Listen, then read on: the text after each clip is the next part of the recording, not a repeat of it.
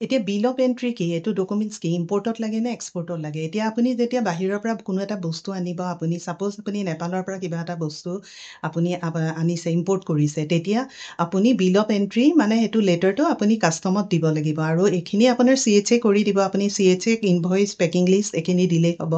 মানে বিল অফ এন্ট্ৰিটো কি? আপুনি কাষ্টমত ক'ব যে মোৰ এটা বস্তু নেপালৰ পৰা আহি আছে আৰু সেইটো মানে এইটো বিল অফ এন্ট্ৰি বা আপোনাৰ যিটো ইনভইচেড তাতে HS কোড থাকিব আৰু তাৰ পৰা আপোনাৰ ইম্পৰ্ট ডিউটিটো উলিয়াব আৰু GST কিমান লাগিব সেইখিনি গোটেইখিনি আগতে কেলকুলেশ্যন কৰিব আৰু আপোনাৰ বস্তুটো যেতিয়া নেপালৰ পৰা আহি পাই যাবহি তেতিয়া কাষ্টমে সেইখিনি আপোনাৰ কেলকুলেশ্যন কৰি আপোনাক দিব। আপুনি তেতিয়া ইম্পৰ্ট ডিউটিটো পে' কৰি পেলাই আপোনাৰ বস্তুটো আপুনি মানে পৰ্টৰ পৰা বা হওক বৰ্ডাৰৰ পৰাই হওক আপুনি ৰিলিজ কৰিব পাৰিব। সেইটোৱে হৈছে বিল অফ এন্ট্ৰি। এইটো বহুত ইম্পৰ্টেণ্ট ডকুমেণ্টছ হয়।